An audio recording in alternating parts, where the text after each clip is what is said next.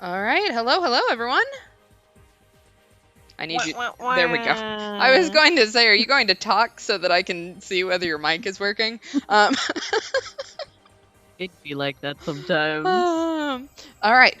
So I know that this is a little bit of a different thing than we were going to do last time. My apologies, or I guess Lamer's apologies. She's ill. This isn't a April Fool's joke, unfortunately. So Yeah. Mana and I, Silly boy. yeah. Hopefully we'll be able to return to Phoenix Wright on Tuesday. However, she's also got some work stuff coming up. So we may be pushing it back to Thursday. We'll see what happens. Because unfortunately, real life likes to kick us. Good time. I know, right? So Good time. for tonight and possibly Tuesday, we'll be back on 428 Shibuya Scramble, which we haven't played in a long time at this point. We just keep we keep canceling instead of yeah. So just a little recap of where we're at. We're gonna start with Achi and end with Tama. So Achi, we were just running from our assassin, who we found out he knows who we are. We got away.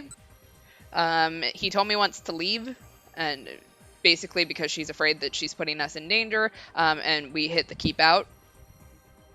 Kano got brutally murdered after we walked into that club with Stanley. And there was a whole bunch of dead bodies on the ground, and then we got ambushed and died. Poor Kano. May he rest in peace. So we know that we need to cause a traffic jam for that one so that they arrive later. Minorikawa is at the Burning Hammer demo, except for the fact that the Burning Hammer is not there, because in the last hour, the garbage people had taken it out, and so we were trying to find it. Back to that on Tama. And Osawa has actually done most of the stuff in this hour. We chatted with our wife, we chatted with our boss, who is our wife's father, and basically got threatened. Found out he knew about the testing too, which was not good. And then our police friend, who all of a sudden I can't remember his name. The one we hate. Yeah. He's got the horror movie stills. He decided that he was going to make us food, and we found out Osawa does not know how to cook, clean, or really do anything in his life other than viruses. How does he function? How does he function as a human being? Anyway. He has a wife for that, apparently, which, you know, like, I was giving a lot of shit to his wife, but if this is what she has to deal with, like... Damn, girl. Maybe we understand. Yeah. Maybe I'm starting to see her side. Just a little bit. And then Tama, back to Tama. So we found the burning hammer. They'd returned it. Unfortunately, in the previous hour, when Achi was escaping from the assassin, he decided to start yeeting boxes at him. And one of those boxes was the burning hammer. So it's all smashed to pieces. Luckily, Tama has realized that when she went into the knick-knack shop earlier and saw that necklace that she's currently trying to buy, that there was a box of burning hammer there. So she's on her way there. She's the only one that we've got unlocked right now. So we're going to start with her. So we're just racing back to the knick-knack shop. Whee! All right. I'm practically praying as I rush into the knick-knack shop, where I immediately spot the cardboard boxes I saw earlier, still stacked up. Yes, I'm in luck! I dive into one of the boxes to check what's inside.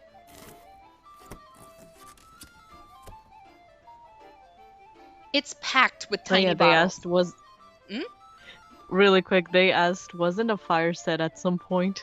A fire? There was a fire, right? So in one of the bad endings, when we got to the knick-knack shop, somehow we blew it up. Remember? Nice. And we then decided to flee the country.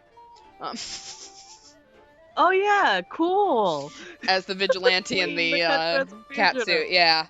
And not the sexy kind of cat suit. Yeah. No sexy Neko girls for you today. No. Okay. There's no mistaking the noxious red liquid inside. That's burning hammer, all right. There's 50 bottles per box, and there are 4 boxes total. Assuming each bottle is 100 yen, including tax, I can I can buy the whole lot with the 20,000 I've got in my wallet. Mr. Yanagashita said he was selling the bottles at the demo for 15,000 yen apiece. That way, if we sell all 200 bottles, he'll be able to pay back his debts, no problem. I think that's you. I assume no one... Oh. I assume I'm not asking me. Whoa, what's the deal with you? The sales clerk's eyes go wide when he sees my getup. This stuff! I'd like your entire stock! I point at the burning hammer and the clerk makes an awkward face. No! Well, I'm afraid that's already been sold. What? You mean like all of it? Nobody in their right mind could possibly want all of this. Yes, all of it, I'm afraid. Okay, Mickey Mouse. Well, I'm not going to roll over that easily. Whether I earn that extra 20,000 or not hinges on whether I can get this stuff. Please, you've got to help me out. Oh, I'm afraid it's out of my hands. Then could you get in touch with the buyer?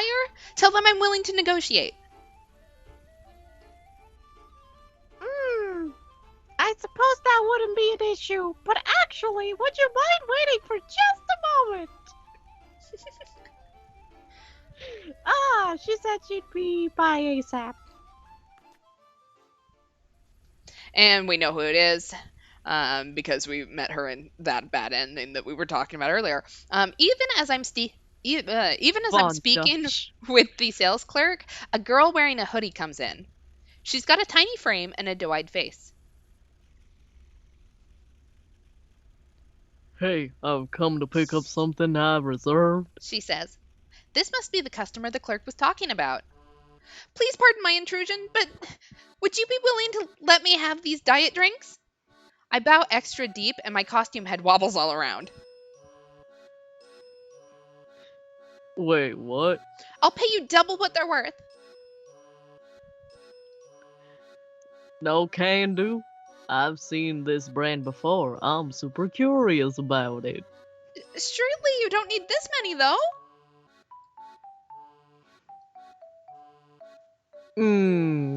I'm afraid I need every damn thing. Oh no, is it stuck? It is stuck. No, yes, no, yes. Skype, no. Okay, here we go. I make my living with my body. This is about how much I'll need. That sounds weird. Oh, wow! The sales clerk interjects. What sort of work do you do exactly? Oh boy, here we go. I'm a martial artist. I fight at a place called Bride. You might have heard of it. It's one of the more popular hotspots in Shibuya these days. Ooh. Oh, I know that place! The sales clerk says, brimming with sudden excitement. That pub where they have cosplay martial arts competitions, right? Hold on. What are we talking about now? What's Bride? I've seriously never heard of the place. Oh, wow. The sales clerk. Okay. It's a nightlife spot where ladies cosplay as anime characters, but they fight for real. I've been wanting to check it out, but they've hit their membership cap. The sales clerk explains.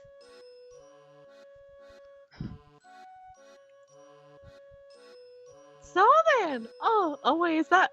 Oh yeah, so then you must be a pretty strong girl, huh? He says to the girl.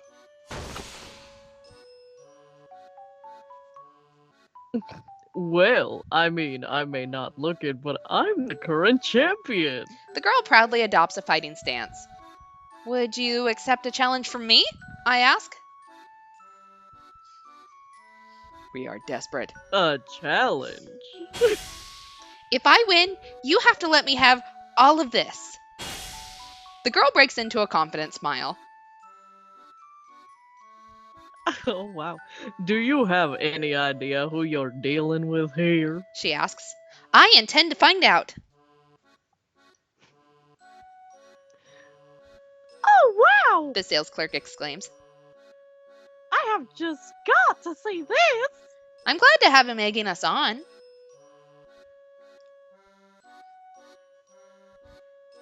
Well, if you're set on it, then sure, I accept your challenge. Sweet. We've established our terms. This burning hammer may yet be mine. The girl cracks her knuckles, clearly eager for a fight. I've got to win this. Somehow or another, I have got to. I mean, I've got to be good at something. Facing off against this fighter is going to show me what I'm made of. Right? I address my opponent. And by challenge, I naturally mean... A, let's do rock, paper, scissors. B, let's have a rhyming game. Or C, let's just have ourselves a straight up fight. Oh god. Rock, paper, scissors, damn it. All right, let's play some John Kim Paul. Let's do rock, paper, scissors. Yeah.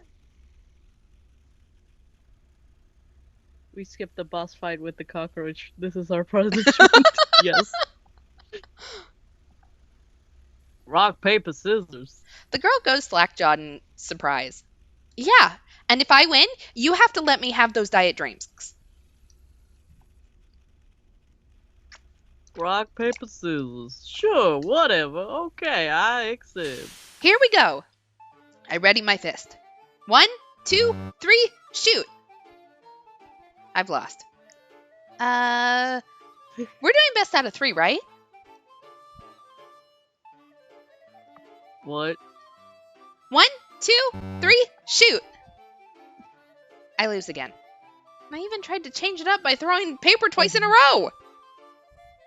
So, yeah, we're doing first to 3, right? Yeah, huh? 1, 2, 3, shoot. Yet again, I lose. My reverse psychology has backfired.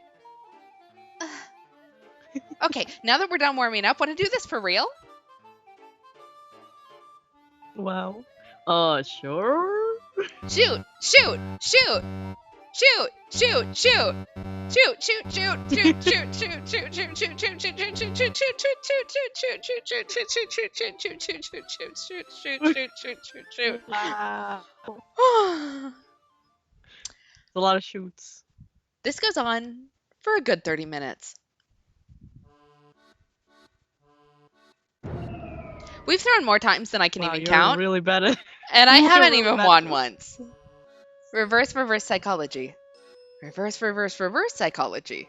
Reverse psychology. She sees me through me every time. I'm terrible at this. Beyond terrible. How can someone be this bad at rock, paper, scissors? I want to keep going. You just keep doing paper. I want to keep going until I win at least once. If only we could resolve trials like this. Yeah, really. But the girl is clearly pretty fed up. This sucks. But I've reached my limit. Time's up. Well, thanks for humoring me for so long. Guess those drinks are all yours. I shuffle off, my shoulders slumped in dismay. On shaky legs, I make my way back to the Nolkanian building. I'm half tempted to just abandon the whole burning hammer disaster, but I know I'd feel guilty afterwards. Besides, all the effort I put into this, I'd at least like to get paid something. I'm back, I call out casually as I open the door. When I see what's inside, I feel like I've been smacked in the head with a mallet. The demo room is completely totaled. Torn flyers are scattered all around. Most of the chairs have been knocked over. Someone obviously trashed the place. Who the heck did this? I thought I was alone, but then I spot someone lying in the corner. Well, that's Minorikawa. Oh no. It's some guy I don't recognize. The man grunts pitifully. Don't know what that does. What's going on? I ask. What happened here? I go over to the guy and shake him gently by one shoulder. Oh my god, I forget how much of a dramatic bitch he is. Has death come for me at last, then? His voice is a mere murmur.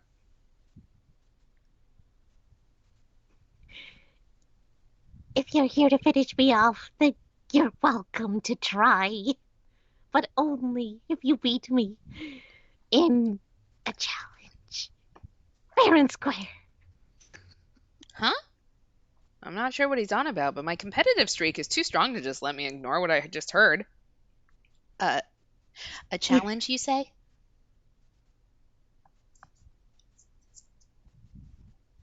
That's right. I challenge you. Rock, paper, scissors. Rock, paper, scissors?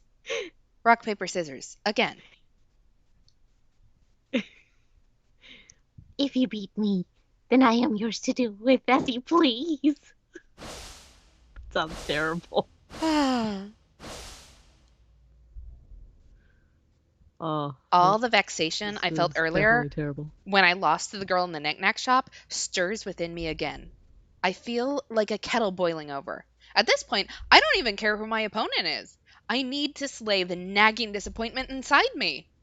All right, then. I accept your challenge. I hold out my fist. Here we go. 1, 2, 3, shoot. I throw paper. And the man throws scissors. I've lost. Wow. I guess I really am just no good at rock, paper, scissors. Or maybe I should say I'm really good at losing at it. I had thought my earlier loss must have been some weird fluke, but apparently it wasn't after all. All right, and we have hit the bad end. Number 31. Damn it. Rochambeau? Okay, so our hint is, thanks to her epic rock, paper, scissors losing streak, Tama wasn't able to get any burning hammer. Maybe that was to be expected, seeing as she only ever throws paper. She'd probably do better with some other form of challenge. So we're gonna straight up fight people? I mean, I don't remember what the other choice was, but, and by challenge, I mean... Yeah, we gotta do another challenge. Yeah. Alright. So let's see. Do we want to play a rhyming game or have ourselves a straight up fight?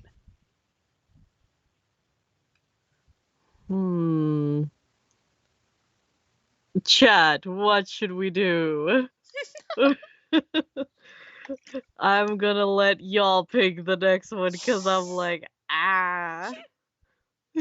Oh, come on. I think, let's see. Singing contest? Wait, singing? We have a rhyming game. Okay, fine, let's go. Okay. Let's go. Let's go. Let's throw down. Let's do this. All right, violence. Violence is always the answer. Let's have ourselves a straight up fight. Why not? The girl grins nice and wide like she'd been waiting to hear me say that. Okay, you're wrong. Name's Miku, by the way. Challenge accepted. All right, let's do this. Miku and I march out at the shop. Out on the pavement, we stare each other down. Although, technically, I think that when Yanagashita tried to recruit us, like, he tried to grab at us and we, like, flipped him over into the bush. So this actually might go okay. Yeah, that's right. We're pretty good. Yeah, we're pretty good. Yeah. Yeah. Yeah. Let's have faith in ourselves. So, if you win, I'll let you buy the burning hammer. Miku says. But if I win, I get to keep it. And you have to pay for it. Oh, shit. What? Isn't that a little unfair?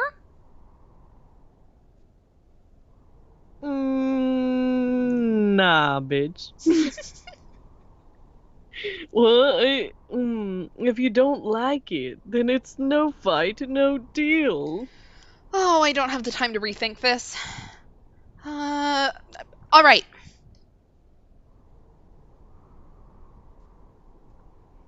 Ready whenever you are. Miku does a little brisk shadow boxing, throwing a repeated 1-2 combination. Shadow boxing is a training technique for boxing. It involves practicing strikes, guards, and evasions against an opponent who isn't actually there. Felt that.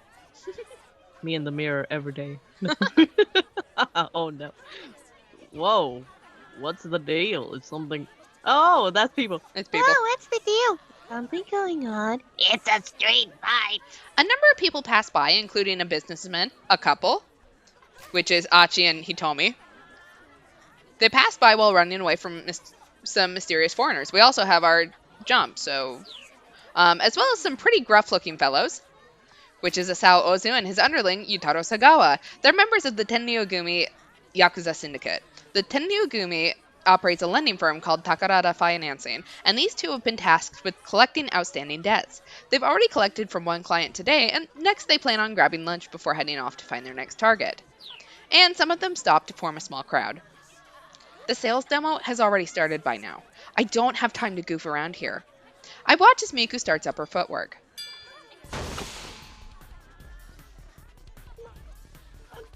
Go!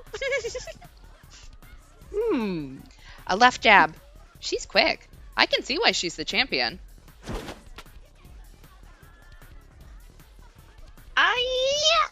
She immediately follows up the jab with a wide right hook. A hook is a type of punch. It involves swinging the arm in a wide arc to strike the opponent from the side. In mixed martial arts bouts, it's common to see a fighter continue the momentum from a hook to catch the opponent by the arm, transitioning immediately into a takedown and pin. I jerk aside at the last possible moment and deliver a little swat to Miku's shoulder.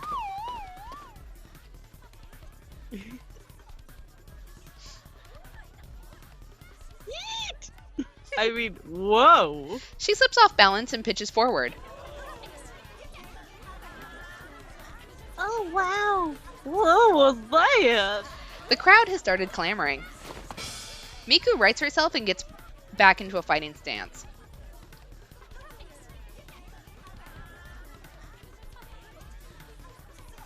Well, hot diggity damn. What the hell? She doesn't seem to know what just happened.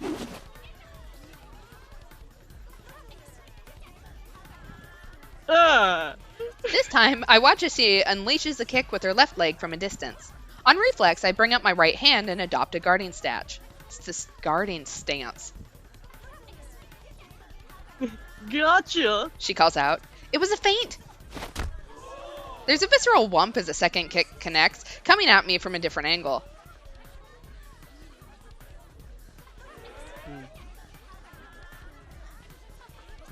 Okay. Whoa! What games? My big mascot head serves to cushion the blow to the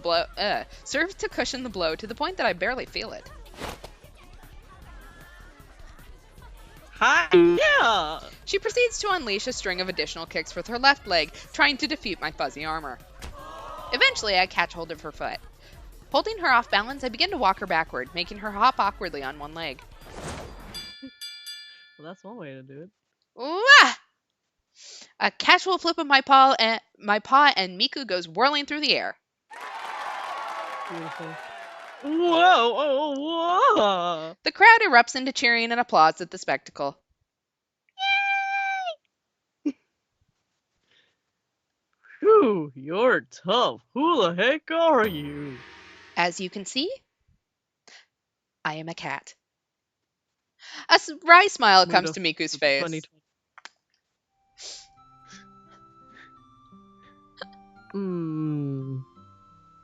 I'm wryly smiling at you, fam. Wow, to think a bride competitor would lose to us in a street fight. It is time to go back to being an ordinary girl. Today's the day I retire. Good match there. Miku clasps my hands firmly.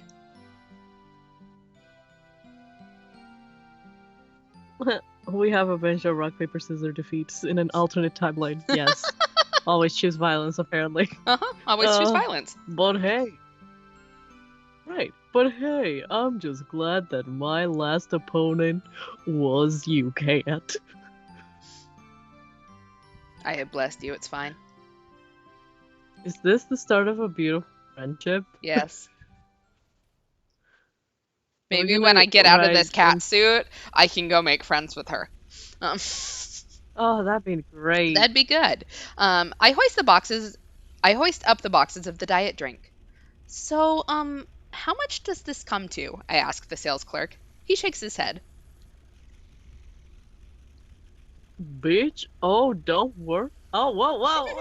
I mean, oh, don't worry about payment. You more than earned it with that spectacular display just now. That was really something. Heck, I am shocked as what I... Oh, wait, what? Heck, sorry. It's fine. Even I'm shocked at what just happened. It's amazing what a little desperation will do for you. Yeah. You're not wrong. Saw that movie you used. That was some Aikijujutsu, yeah? Aikijujutsu is a traditional Japanese martial art that emphasizes learning to anticipate an opponent's first move and instantaneously counterattack. Skilled practitioners can toss and throw opponents with a simple touch. The art predates the development of the more pacifistic Aikido, and some dangerous techniques still remain. Huh? Oh, I guess. I tilt my head noncommittally. Come now, no need to be humble. I'm a martial arts fanatic. I know my moves when I see them. Knick-Knack shop owner Taisei Yasuda watches roughly 350 martial arts fights a year. He's particularly fond of Brazilian Jiu-Jitsu and is thinking about studying it himself. There's a dojo he's been eyeing, but he's rather timid and has thus far only waffled noncommittally outside the entrance to the place. Come on, it's 2021, man. Just, do it. Embrace your dreams. Go for it. Just do it. Do it. Make your dreams come true, bitch.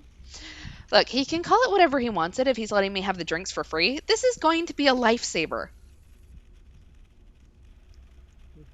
Is that all the shopping you'll be doing for us today? He asks. Actually, come to think of it, I do have one request, I say. Sure thing. Could you please not sell that necklace there? I promise I'll be back to buy it later. Sure, no problem. The sales clerk gives a deep bow. I did it. I managed to solve my burning hammer problem. Now I've just got to get back to the sales demo.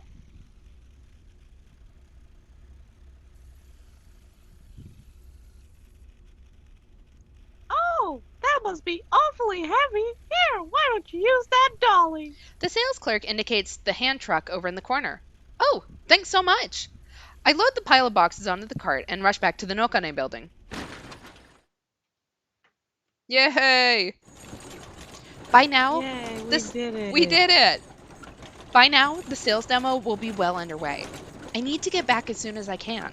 If there's nothing to buy, the customers are going to leave, and everything I've gone through will have been for nothing.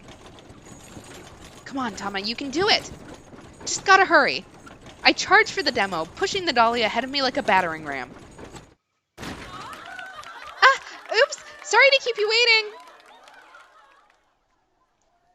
This is where Running in the 90s should play in the background. You're late. What the heck have you been doing? That's Mr. Yanagashita. I missed the rest of it. Standing behind him is a man I don't recognize. Who is that guy? Same. He doesn't look like a customer. Your worst nightmare.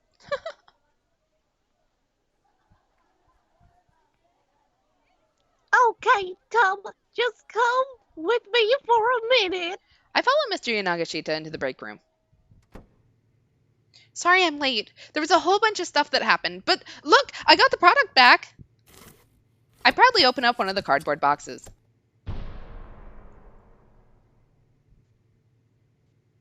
Oh, that's good. Yay. Thank God we made it. Hey. I know it's Burning Hammer, but my dumb Hispanic self is like Malta, and I'm like, no, it's not. It's not No. Malta. Okay. Ah! It's Burning Hammer. It really, really is. Yanagashita clutches the box close, nuzzling it with his cheek. How's the demo going? I ask. I've got Cherry keeping them occupied with some magic tricks. I sneak a peek through the door and see Cherry guzzling orange juice from a gigantic container, draining it in one go. That is impressive. Is that really a magic trick?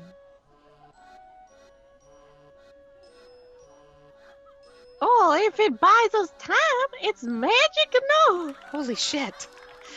Before long, the last of the juice is gone. Over in the corner of the stage, I see 6 more juice containers, all likewise empty. It's shocking to think that she may have drunk all 7 of those things dry. The audience erupts into sincere applause, like they've forgotten what they originally came here for. That would be so acidic in your stomach, though. Chug, chug, chug, chug. Like, how is she not sick? Chug, chug. Cherry comes back to the break room, positively. Now I want orange juice. Like, I want orange juice, but I don't want that much of it. Anyway. Same. Same. I would, die. That's just so much orange juice. I have indigestion just thinking about it. Something less acidic, and I think I can do it. Yeah, maybe water for me. Although, you know when you drink too much water and then, you feel like you're a water balloon? You know? Because you've just got so much liquid in you, it's like you feel like... But don't throw yourself at people. Yeah. Don't throw yourself at people when you become a water balloon, everyone. Yeah. Cherry comes back to the break room, positively drenched in sweat. I think I should have stuck to doing imitations for a little longer. No, that was fantastic, Cherry. Mr. Yanagashita says. Just fantastic. Thanks to you, we had enough time to get the burning hammer back. He bows profusely.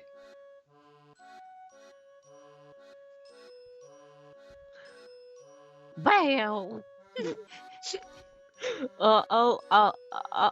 Who's saying that? I assume it must be Yanagashita. Nagashita. Now it's time for the main event.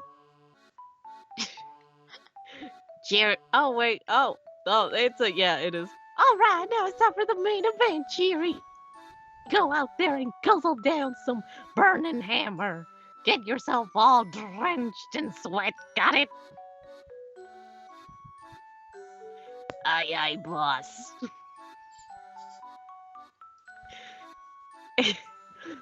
And Tama, just go up there, smile all big, and say, "This helped me lose a bunch of weight too." Got it? Got it. Because they can see all my weight loss in my cat costume, but whatever. Yeah, why not? Good. Now then. Yanagashita gestures to a man I hadn't noticed before who's been waiting quietly nearby. Of course, begging your pardon, miss. It's a service rep from the rental shop, who proceeds to try to get me out of my mascot suit. Masamichi Fukuma, employee of the Far East Costume Rentals. The only son of company president Shigemichi Fukuma, he is one of the few people who knows what Shigemichi looks like, as his father is usually clad in a rabbit costume. Masamichi has harbored a strong dislike for both his father and mascot costumes ever since the old man showed up at school on Parents' Day one year dressed in his inevitable rabbit suit. Nonetheless, the son has acquiesced to his father's wishes, and someday he'll inherit the family business. Oh, God. This poor man has trauma from a rabbit suit. Help him. Probably can never look at rabbits the same way again. Yeah, really. Let's out. The rental guy tilts his head. What's the matter? Yanagashita asks nervously. Oh, yeah. This is a no-go. The rental guy pokes his finger at the back of my suit. This here zipper, it's all jammed up. It's going to take a long time to get this thing off. Oh. What the hell? Mr. Yanagashita clutches the sides of his head. The rental guy tries tugging at the costume from various angles, hoping to free up the zipper, but like he said, it's no use. Meow. The rental guy's eyes widen at the sudden sound of a cat's mewling. Was that? Well, wow, was that you? He looks at me, confused.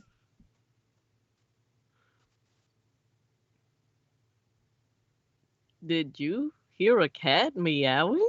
Yes? Was it you? No, not me. I'm as surprised as he is.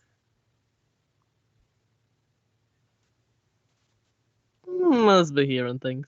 Mr. Yanagashita and Chiri don't seem to have heard anything. Is this ominous? Oh wow, that face. That face. Bah! Yanagashita is fuming. Just my luck. Just my luck. I finally find a cute model, and the crowd's never gonna see her. Hey, boss. Chiri says. The customers are gonna leave if you don't keep them waiting much longer. What do we do? Want me to go out there and do some more impressions? Chiriko's repertoire of impressions. 1. A sea lion yawning. 2. A harbor seal hailing a cab. 3. A walrus reading sutras.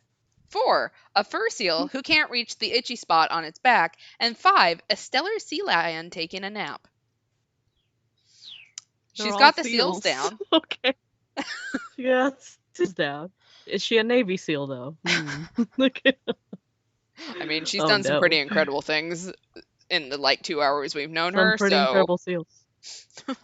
Oh, yeah. Remember the first episode of Nested Classified School Survivor Guide when they needed paramedics to cut off Cookie's coat? Yes! Thank you for bringing that up. Oh, anyway, Tama. Yes. No, we don't have any choice, Tama. You're just gonna have to go out there dressed like that. Are you sure? I ask. If those people go home, we're done for. He exclaims. Just get out there and get started. I'm counting on you too. Oh. This is going real well. Ladies, terribly sorry to keep you waiting. This is a terrifying crowd. Oh, wow. I would be dead scared to be. I feel the judgment from here. Oh, yeah. Those judging eyes, I'm like, Judy Especially the lady with the glasses. She looks like she's gonna, I know. judge the hell out of me. Yeah.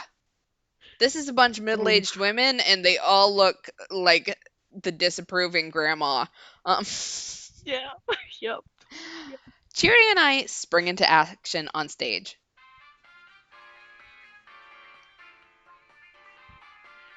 But now, I'm proud to introduce to you the worldwide sensation that is Burn and Hammer. The latest product from the West has taken the diet world by storm. Every seat in the house is packed. That means there's about 40 people in here. We only need to sell 5 bottles to each customer in order to sell out. I'm hit with a sudden jolt of motivation. Oh, no, that's Jerry. I'm just on screen. It's fine. Allow us to explain just how this revolutionary new diet drink works. It's magic! Chiri begins. The plan is for me to describe how the drink works, and then Chiri will demonstrate it with a taste test. All eyes are fixed on us. I begin. For the first time in human history, you can drink a single bottle and lose a whole kilogram. Just drink and burn that excess weight away. Astonished gaps rise up from the crowd. Just take a look at this marvelous red liquid. Even looking at it makes you feel like you'll be shedding weight, right? Here is how Burning Hammer works. It activates the capsaicin found in chili peppers. Capsaicin is the primary spice component of chili peppers, said to be effective for improving blood flow and stimulating the burning of fat. Because it's a severe skin and eye irritant, it's also an ingredient in some forms of pepper spray for personal defense. So. I paused to take a deep breath before continuing. And, rapidly breaks down the triglycerides responsible for causing obesity. Although the term is frequently used in recent years to simply refer to the state of being overweight, obesity in the clinical sense is a medical condition involving interrelated health issues, including excess body fat, hyperlipidemia, and hyperglycemia. Individuals suffering from obesity are at high risk of complications such as coronary heart disease, diabetes, and sleep apnea. Again, the crowd hums with excitement. This response is better than I could have hoped. We're off to a terrific start. And now, this young lady here will demonstrate Burning Hammer's effects before your very eyes. Cheery steps into the spotlight. Just wait till you see how much she sweats. Proof that the fat is being burned right there on the spot. Cheery holds a bottle of Burning Hammer up high. Lay it on me. Cheers, she says. As she opens the bottle, however, one of the women in the front row speaks up. Hold on. She's already sweating pretty hard. She's right. Cheery is drenched in sweat from head to toe. Another woman chimes in, suspicious. Oh no, I'm scared. This is suddenly going very badly. Oh yeah. All that juice drinking from earlier, that was all just to make her sweat like that, weren't it? All of a sudden, the crowd is in an uproar. Nag. No, not at all. Drinking Burning Hammer makes you sweat way more than this. I rush to towel off Cheery's sweat for her. Go on, hurry up, drink it down. Cheery's face screws up unpleasantly as she gulps down the bottle. And the sweat doesn't come. Ah! Why isn't it working? I exclaimed, the audience momentarily forgotten.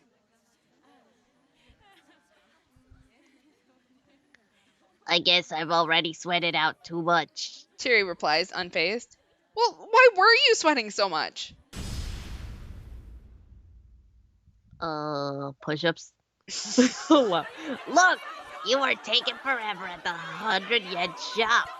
The crowd shifts from uproar into riot.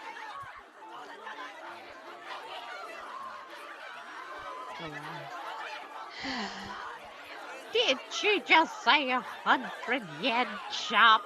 Scowling customers begin to close in. No, that's not it. You've got it all wrong. Please just listen.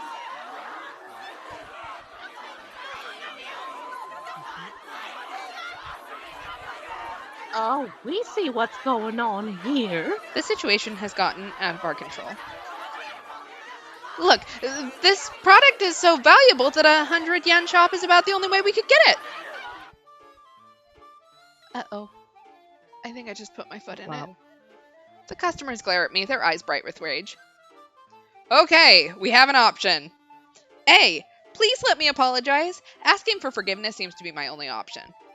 B, kidding, that was just a joke. I've got to play this off smooth. Or C, hunk a lamb chop. It's a clumsy attempt to force it off, but it's my only option. What would you like to do? Oh, lamb chop. What does that even mean? I am not the person to ask that of. What does that even mean? I can guarantee you that's not a one-to-one translation. Right. I want lamb chops. Yeah, sure. Maybe we can try to play it off as a joke. So go with B? Because I have no idea what... Yeah, I have no idea what lamb chops are going on, and if I apologize, I just feel like they're gonna get angrier. Alright, let's do this. So... Kidding! That was just a joke! Oh, I've got to play this off smooth. I mean, seriously, there's no way you'd find something this high quality in a 100-yen shop. Sweat is streaming down my brow. Really now? Says one woman in the crowd. How about we find out? She takes out her cell phone. I know someone who runs one of those stores. Wait, let's not be hasty now. Why? What's wrong? Oh, it's just, you don't need to go out of your way like that. You said you were joking, didn't you? So it shouldn't matter if I make the call, right?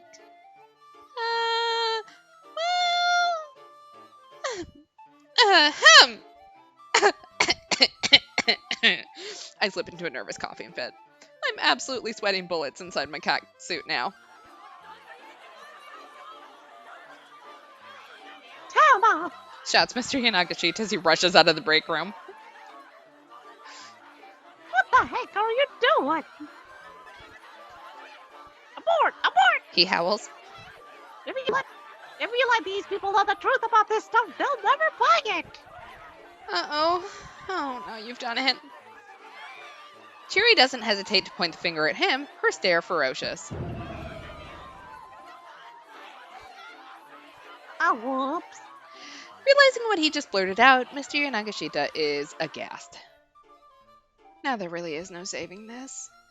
The customers descend upon Mr. Yanagashita, their wrath a terror to behold. Oh no, never, never, ever go after middle-aged women. Look, if they go after him and not me, I'm happy. True. Well, what the hell are you trying to pull? So then it is true. I can't believe you tried to sell this crap for these prices. So he's doing great. Ah! The throng goes on the attack.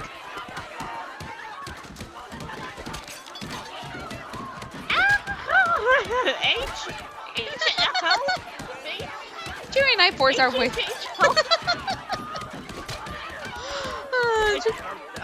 Cheery and I force our way through the angry mob, hoping to find some way to calm these people down.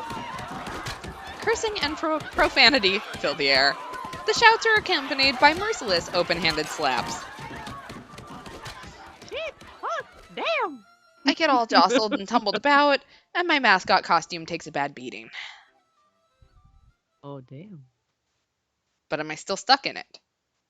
Finally, the storm passes.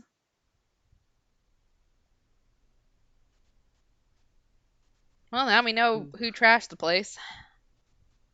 Right, the ladies.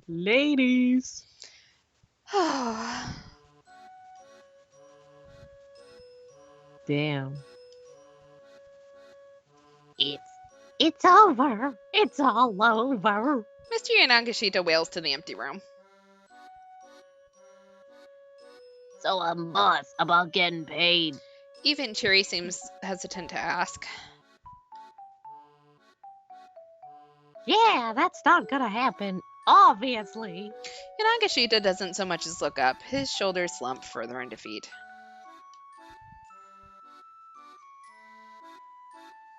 I'll take payment in any kind then. Cheery says.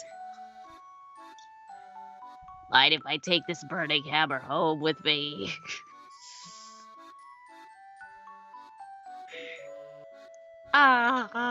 Sure. Yanagashita says Whatever. lifelessly. Go right ahead. Bitchin'. Alright, I'll be off then later. Later, Tama, bye. Cheery picks up the cardboard boxes and heads out. Sir? Oh, never mind, not me. Sir.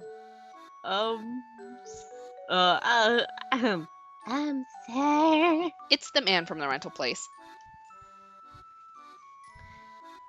I believe you still owe me for the costume rentals.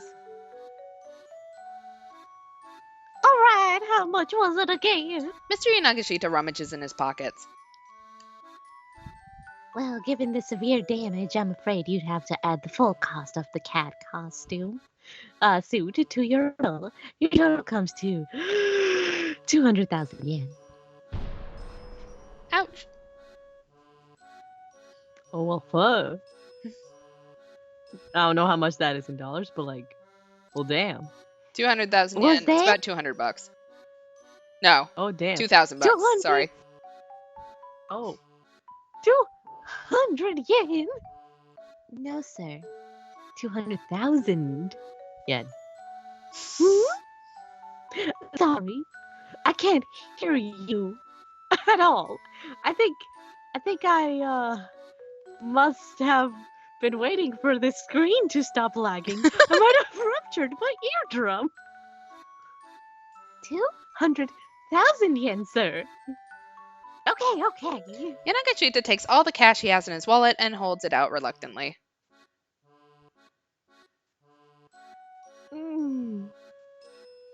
That's only 20,000, sir. The rental guy furrows his brow.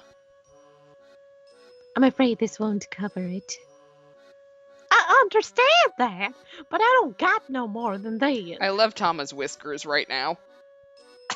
Right, look at that. They're just all over the place. That's the saddest square I've ever seen. So sad. Yes. Don't God no more. Sir, please, you're not a child. But give me a discount. Make it 20,000. Instead of the 200 you... Oh, wait. Instead of the 200 you owe, you know I can't do that, sir. But Mr. Yanagashita refuses to back down.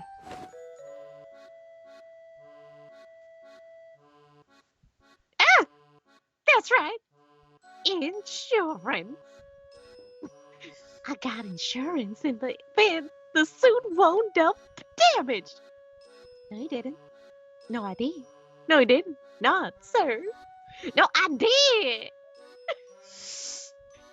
No, you didn't. Then where's your paperwork to prove it? Yanagashita calmly claps a hand to his chest. Right here. The paperwork is right here inside my heart. The rental guy clutches the sides of his head in exasperation, and believe me, I feel his pain. You know what? Never mind. I'm going to leave this to my boss. His boss is Shigemichi Fukuma, president and owner of Far East Costume Rentals, notable for the fact that he's usually wearing his favorite rabbit costume. To Shigemichi, his costumes are like his children. If he were to hear that one of the suits had been ruined, he would probably never forgive Yanagashita, adding to the man's already considerable list of enemies. Yeah. Turning his back on the ruins of the sales demo, he slumps his way out of the room. So now a man is going to come after us for a rabbit costume. He can join the mafia. Now Right. It's just me and Mr. Yanagashita. Please try not to let it get you down so much, sir, I say as cheerfully as I can muster. He's already down on the floor, a sobbing mess.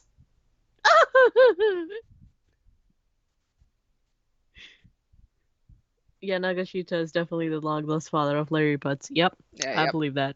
You know, you wouldn't know what it's like to feel so utterly helpless.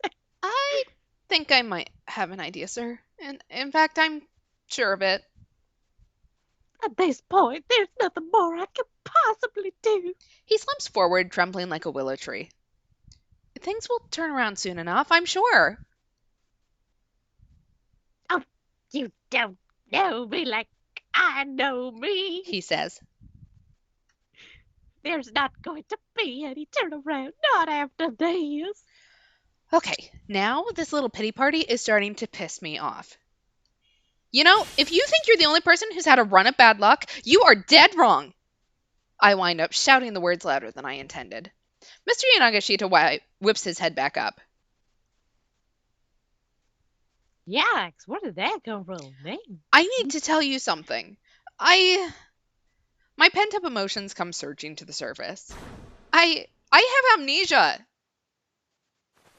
Yanagashita's eyes go wide. What? I can't remember anything before this morning. My name, how old I am, where I live, any of it. I would much rather be in your shoes, sir. We can't remember anything. In short, amnesia. Amnesia can have a variety of causes. Psychogenic amnesia is caused by stress or psychological trauma, whereas in endogenous amnesia, a powerful blow to the head causes physical trauma to the brain. In the latter case, memories and other normal functions frequently return once the cranial nerves recover. Mr. Yanagashita looks at me with a hint of disbelief. So, where'd you get the name Tama then? I thought of it when I saw the tamagoyaki in those lunchboxes. Aha! Tamagoyaki, Tama, I get it. He claps himself on the thighs as if he's had some big eureka moment.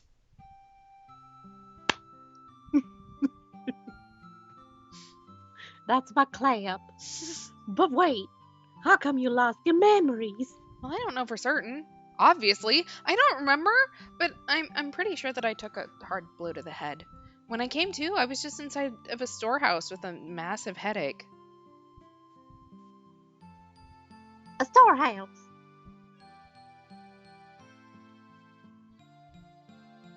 A surge of vertigo washes through me as I recall waking up in that strange, dim place. Yeah, I'd just gotten out of there when you flagged me down, sir. Oh, really? So it's pretty unnerving then, not knowing who you are. He sounds like he's taking me seriously now. Yeah, it sure is. But it's not going to do me any good to just fret over it. And besides, I've got a clue. What sort of clue? A clue, a clue. There's a necklace shop that I saw at a knick-knack shop. The same place where I found the burning hammer. Somehow I know that it's important to me. And so you took on this job so you could afford to buy it. I nod. Of course, now that the job has ended in a total bust, I've lost my shot at getting it.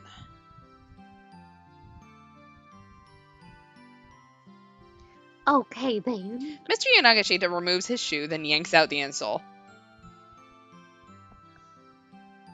This here really is the last of my money.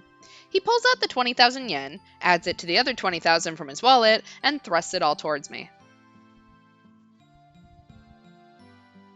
Here you go, He says. That includes the reimbursement for the burning hammer you picked up. I pluck up 2 of the 10,000 yen bills between my fingertips. I actually didn't have to pay for it, so the 20,000 we agreed upon is fine. But how about you, sir?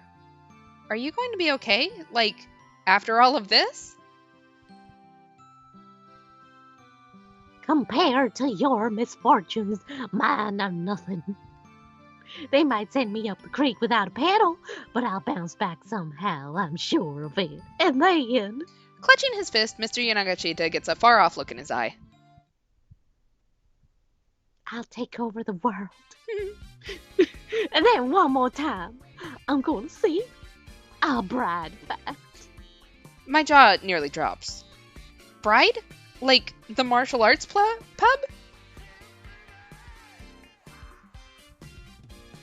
Wait, you know about Bride? Man, I've spent so much money at that place. Wow, it is a small world. Small world after all. Especially that Miku. I wonder how much she has made me spend. Miku, huh? I'm pretty sure I just accidentally forced her into you made- retirement, but I decided to keep quiet on that front. Oh, shit. Whoops! Oh, what? Whoops! Damn. He nods. To be honest, the reason I borrowed all that money was to pay my tabs at that place. And I had to borrow from some pretty shady sources, too. I'd like to point out, I this get it, man is in debt because he's simping too hard. Wow. So, Haven't you ever simped so hard that you're in debt? no. I feel like we need to give the disclaimer now, please. Simp responsibly.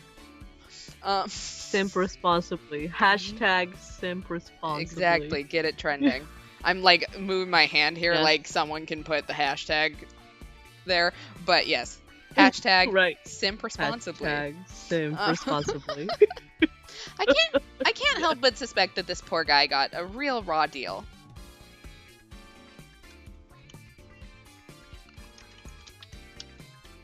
There we go. I put it in there. Anyway. What? Why don't you take that mascot costume with you? Huh? I mean, I don't really need it. Oh, no, I insist. Take it with you, is my blessing. Sure. I'll be on my way then. In my cat costume. That hopefully someone can get me out of soon. Out in the hallway, I passed by the man I'd noticed earlier, the one I didn't recognize. Odd. The sales demo's over. I wonder why he's still here. I give him a faint nod, and he nods back before slipping into the demo room. I should keep my fingers crossed for the guy. At last, I'm back outside the building. I feel bad about not returning the catsuit to the man from the rental place, but still, I can't just walk around town wearing this thing. I'll stick out like a sore thumb. I figure it's best to just leave it behind. And then it dawns on me. Hold on. I still can't get this thing off! Alright. Decision time. A. It's time I skin this cat. I need to get rid of this costume whatever it takes. Or B. It's not worth the struggle. Guess this cat's staying in the bag. I figure I'll head to the knick-knack shop as is. What would you like to do? Let's try. Do we want to stay as Tama the cat girl? Oh, they want to keep the suit. Okay, y'all. All right, y'all want to keep the suit? We will keep the suit. We're keeping the suit. Guess this cat's staying in the bag. A popular folk etymology asserts that the expression, let the cat out of the bag, comes from the unscrupulous practices of certain farmers who would sell the pig at market only to deceive the buyer by surreptitiously swapping out the purchased porker for a cat. The likelihood of anyone mistaking a cat, even when inside a bag, for a pig is, however, extremely low, let alone the likelihood that enough people would fall for such a scheme to warrant a phrase referring to it entering the language. I figure I'll head to the knick-knack shop as is. See? Everyone gets an etymology lesson. That's right. The guy only recognizes the cat. Oh, yeah, okay, yeah, that's true. All right, so we've hit the keep out. We've had a couple of jumps for Tama. No, well, in Tama's thing, but for Minorikawa. So let's see if we can jump.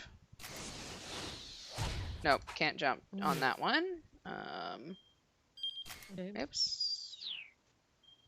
Nope. Okay. How do I get back to... Apologies as I figure out how to use my... Unfamiliar man. How about this one? I'll keep you waiting. What have you been doing? Man, I don't recognize. Nope, can't do that one either. Oh, damn. Oh, but looks like we can jump to Achi. Hey. My boy. My baby. Boyfriend. I love him. Yeah. Okay. Let's go ahead and make the jump. Over to Achi. 105. Well, bam. Da da da da. Long hair, no hair. As luck would have it, they soon found a crowd in their path. Backs turned towards them. Excited voices rose up from the throng.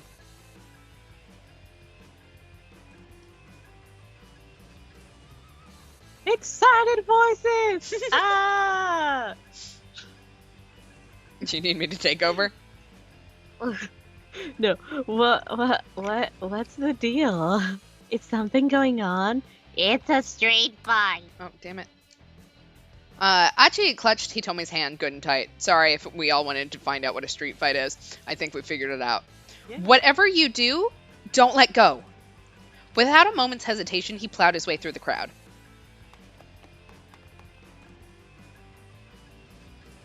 Emerging on the far side of the gathering, Achi saw the main road ahead. Do not sit in the middle of the road. Cars were zipping past in a steady stream.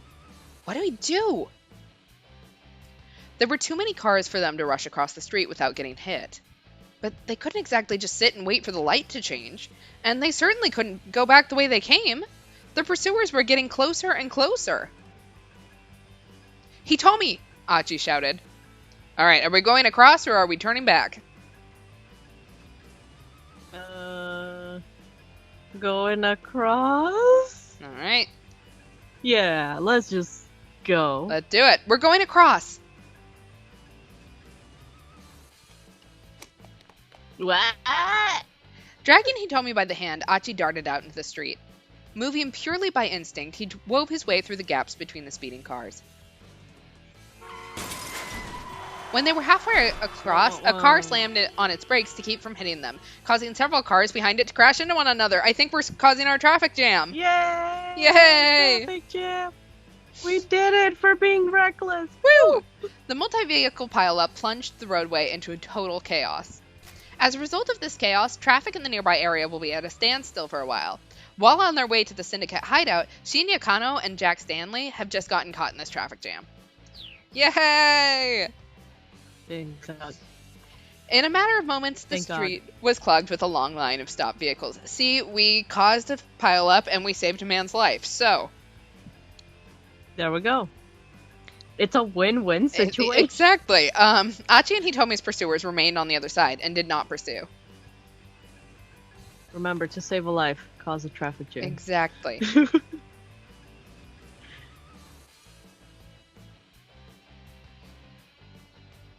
Okay, that was crazy. Hitomi panted as she caught her breath. Well, you know what they say. Idle feet are the devil's playthings.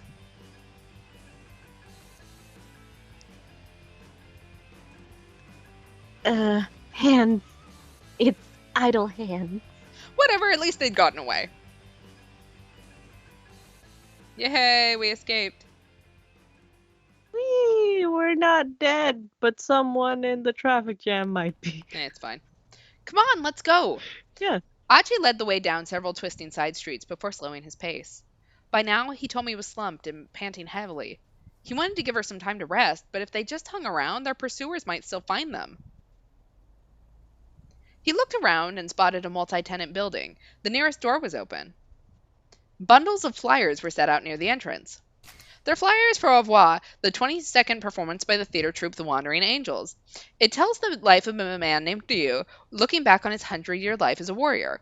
The performance features wire action as its major set piece, with Ryu and his rival Shiro flying through the air, doing battle with the magical Muramasa blade and beam saber, respectively. That sounds amazing.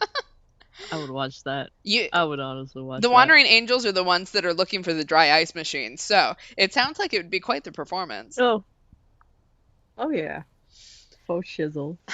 Achi peeked inside and saw piles of plywood and painted lumber. It looked like this was a storeroom for a theater's stage props and scenery. "We can hide out in here," he said. I'm gonna just switch her voice because it's kind of... I don't know what I was doing. But... Hitomi hesitated, but Achi gave her hand a little tug. "It'll be fine. There's nobody around." They stepped inside the storeroom, and Achi quickly shut the door behind them. "We should probably rest for a bit," he said. There was a wooden platform set up beside a large piece of plywood. Steel Samurai versus Evil Magistrate. There we go. You're right.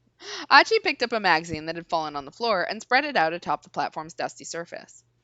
"Here, now you can sit without getting your clothes dirty." Thank you. Hitomi quietly took a seat. "Look at this gentleman. This young man. Oh, babe. We love him. What a babe. What a babe." We stan. Mm-hmm. We stan. "We should probably turn off our cell phones," Achi said. "It could be really bad if they rang at the wrong moment."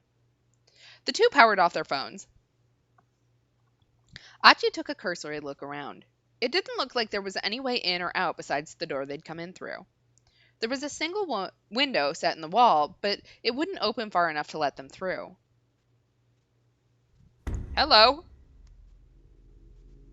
Oh, shit. Hitomi let out a quiet gasp. Someone was outside the storeroom. Achi put a finger to his lips, and Hitomi gave a fearful nod. The window's frosted glass blocked any real view in or out. So long as they stayed quiet, they ought to be safe. Sir, please go away. Up. Oh god, that is not pleasant. Whoever was outside pressed their face to the frosted glass, trying to get a glimpse inside. The blurry visage of the foreigner who'd attacked them was dimly visible. Like the man with the cane before him, this guy was quick to catch up. The man pounded on the glass. Achi swallowed the lump in his throat. If this guy got in, they had nowhere to run. Achi turned to Hitomi. All right, should we hurry out through the door or just sit tight? Oh god, I don't like either of these options. Are we gonna go straight into danger, or are we gonna sit and be quiet for them to come in? Oof. Let's do a fake out, make out to drive them away. Okay. Oh, sit tight. Oh, sit tight. Sit tight. Okay, we're gonna sit tight. We're gonna be patient. Okay. We'll be fine. Just sit tight. Hitomi clutched onto Achi's arm hard.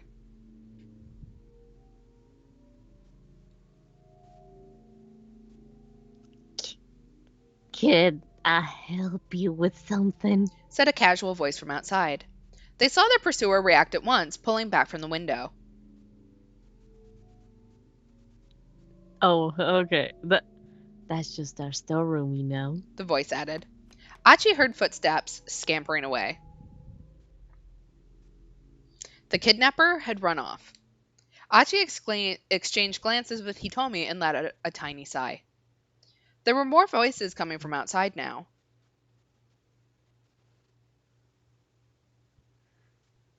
What was up with that guy?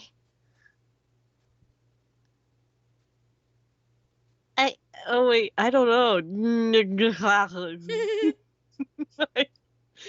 Oh, whatever. Let's just hurry and get stuff tidied up. Oh, my throat's raw. It sounded like a conversation between two men. It didn't, because I did not know what I was doing. The storeroom door opened, and the men clomped their way inside. They're Tomonari Takaya and Tarotoga, two of the members of the theater troupe, the Wandering Angels. Takaya is the Wandering Angels star actor, playing the lead role of Ryu in today's performance of Awa, the troupe's 22nd piece. Last night, he slept completely naked and caught a cold, leading to the sore throat he has now. Toga is the stage director, handling things behind the scenes. He's very irritated that Shinichi Bando, in charge of props, seems to have gone AWOL. Oh no.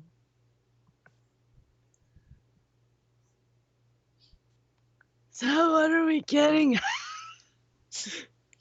Let's grab these folding chairs over there. What? Oh, that's okay. The producer said we're gonna need a lot more seats all of a sudden. Yeah.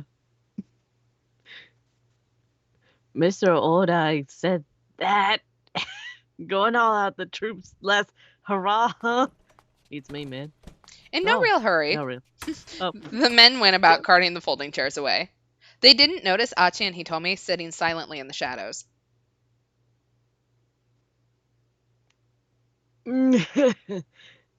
Not to change the subject, but how come we're using dry ice machine and not smoke machine? Maybe that's my throat's bothering me. No, we know that it's because you slept naked. I'm not entirely sure how that translated all the way around, but we had a causal relationship there for some reason. Oh, yeah. Yeah, it's pretty weird. No one's even operating it. It's still drawing a ton of power. Think it's defective? Achi and Hitomi waited for the two men to finish up. If they were spotted, it would probably cause a scene, and worse still, it might alert the men who were hunting them. Once they'd carried off the rest of the folding chairs, the men closed the storeroom door. The foreigner could still be somewhere nearby, though, so Achi decided they should hide out in the room a little longer.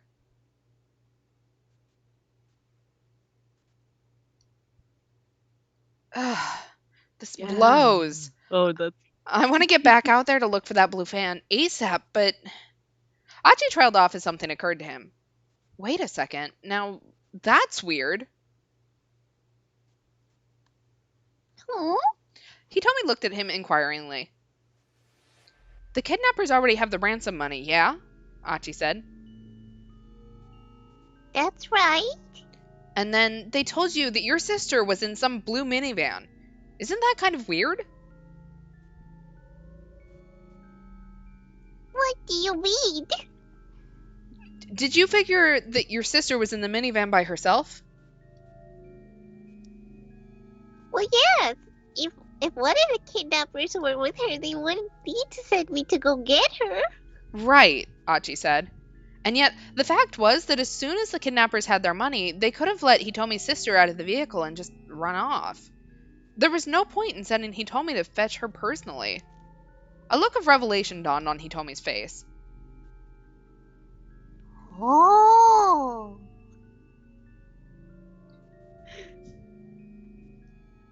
Also, Takaya thought sleeping naked would be a good idea. Matt on guard taught him that. Yep. True that. The minivan had already left Ozaka, she said. And it came back while we were waiting for it, Achi finished. He thought it back to his earlier run-in with the blue vehicle. So then inside that minivan, there had been a bunch of foreigners inside, which meant... Was it that the kidnappers were trying to ambush Hitomi, or the kidnappers didn't have any intention of giving her sister back?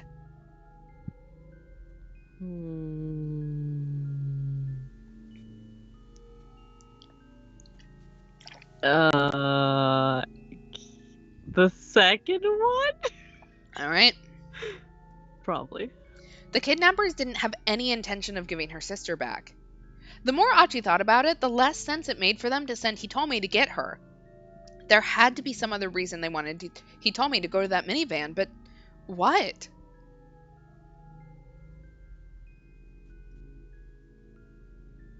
Money? Do you think they were trying to kidnap me too? That's it! Achi clapped his hands together. Then they'd let your sister go and demand a ransom for you. And then they'd make her deliver the ransom money for your release. They'd be able to get, infinite ransom money by constantly abducting one twin after the other. Wow, that's messed up, yo. That seems a little far-fetched. Oh. Yeah, I guess you're right. Now that she'd said so, Achi realized it was kind of a ridiculous idea. Still, what if... Oh, that's you. Yeah, what if the kidnappers really were trying to kidnap me? Hitomi said. I sound like a kid right now, so, As in, they accidentally abducted the wrong twin? I mean, I guess that would have been... ransom plan. Yeah, I guess that would have been easy to botch up. That would imply that they wanted me, specifically, and not my sister. Hitomi paused briefly and thought. Maybe you're hotter than your sister or something, Achi suggested with enthusiasm. Oh, shit! Hitomi shook her head. That can't be it. If anything, it's the other way around. Compared to my sister, I'm just Whoa, hey, stop right there. Achi had to interrupt her. You're not just anything. Oh, damn. Here we go.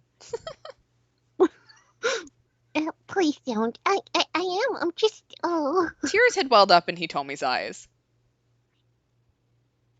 Oh. Why did this have to happen to her? Why not me? Whoa, hey, come on, don't cry. I don't know what to do. I'm sorry. Cheer up. It's like that song says. Don't just stand there, wipe those tears away. That one. You know it? Is that Ayakomiki? Yeah, that's the one. Put your hand in mine. Every single bee's a light. A bee? Huh? What? You know, What? every Genuinely single what?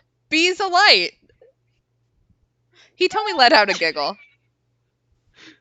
Okay. Everything will be alright. Okay. Huh?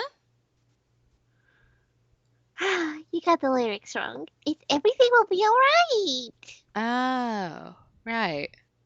Yeah, I guess that makes more sense, I guess. Achi's mouth curled into a sheepish smile. You're kind of cute when you're silly.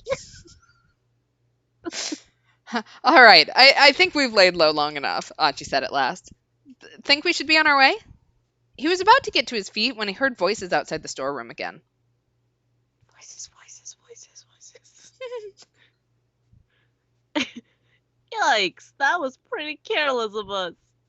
Yeah, we gotta definitely watch it. The theater guys from earlier had returned, and they sounded a bit panicked. It's still Tomonari Takeya and Taro Toga, two members of the theater troupe The Wandering Angels. Takeya is the Wandering Angel star actor, but lately, in addition to appearing on their stage, he's been taking on TV drama and film work as well. The next role he's slated for is Sun TV's upcoming suspense drama Sumo Queen 2, where he will play the referee who utters the lame line, "Looks like things are getting heavy," upon discovering a victim's dying message inscribed in one corner of the sumo ring. What? Okay, that was a segue. I heard folks have been messing with the storeroom a bunch recently. Yeah.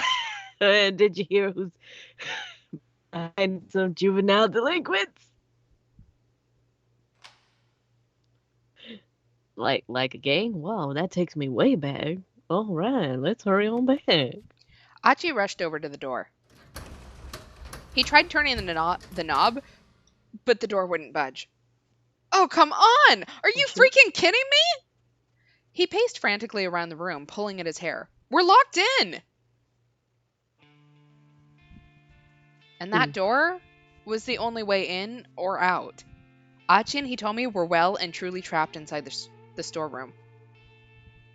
This is all my fault, Achi said. It was my idea to hide out here in the first place. He bowed to Hitomi repeatedly. We're never going to be able to find that blue minivan now. Guess I'll have to get someone on the outside to help us. Hitomi replied. She scowled thoughtfully. They powered their phones back on in order to call for help. The big question was, who could they possibly ask? Hitomi, anyone you can reach out to? Daddy. I mean, Mr. Tanaka, I suppose. Tanaka. Right. The suggestion didn't exactly thrill Achi. He had no idea what this Tanaka guy was like. Hopefully he was the dependable sort who'd actually show up to rescue them. But somehow that thought made Achi feel even worse. Achi had someone he figured he could call, but he hesitated, uncertain. There'd been a time where he'd trusted this guy more than anyone. They'd bailed each other out of countless jams.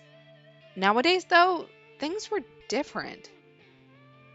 Hitomi gave Achi a puzzled look as he sat, lost in thought. Right, guess I don't have much of a choice. Achi scrolled through the contacts list on his cell phone. He found a name he never thought he'd call again. Susumu. Oh, shit. Come on, bitch, pick up. Yo. Achi, is that you? Susumu's voice was low and guarded. Look, I've got a favor to ask you. I'm in a real bind here. Like, things are ridiculously bad. I thought maybe you could help me out a little bit. Seriously thought I'd help you. Susumu's words were like ice. Is that you messing with me or something, man? No, damn. Now he sounded a touch angry as well. Painful memories flashed before Achi's eyes. Alright then. Sorry to bug you. Just forget it. But Susumu hung up before Achi was even finished talking. Look at the clock, books. No dice, Achi said to Hitomi with a lopsided frown. She looked back at him, her expression a mirror of his own. What should we do? What should we do? Call your dad. I guess we're back to Mr. Tanaka again. Guess so. You want to go ahead then? Eat.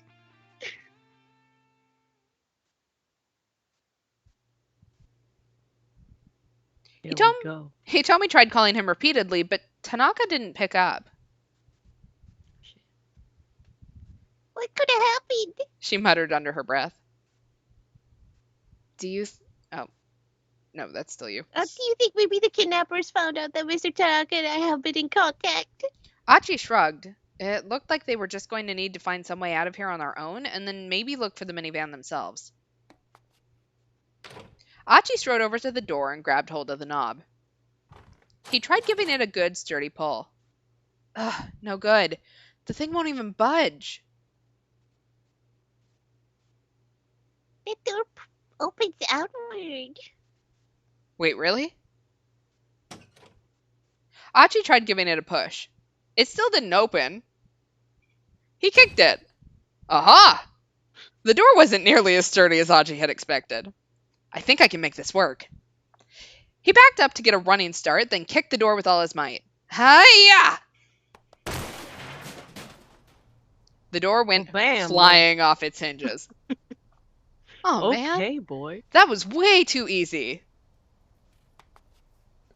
Achi stepped cautiously out of the storeroom. Like, I laugh at this picture because it looks like all of those generic Marvel films where the hero just, like, walks out of the villain's lair.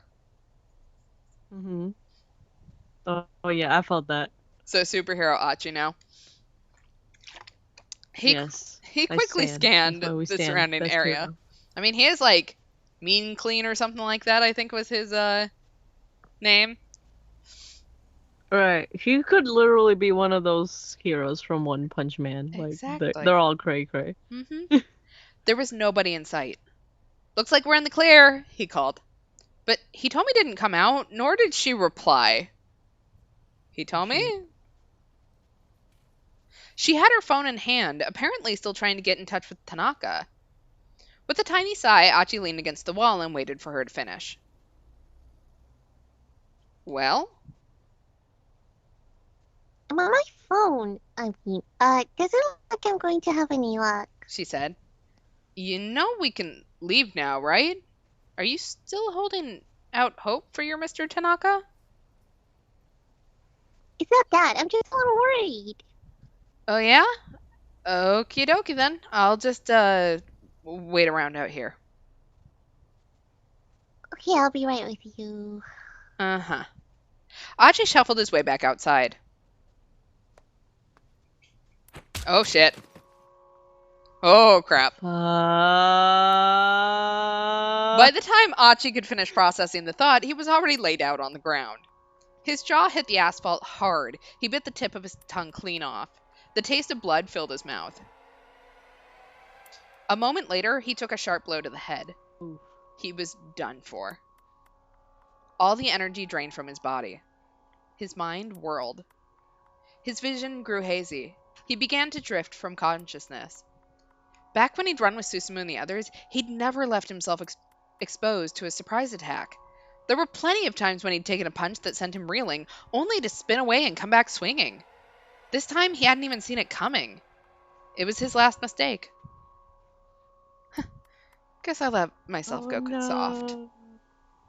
Achi grimaced inwardly, muttering in a voice no one but he could hear. He told me, I'm so sorry.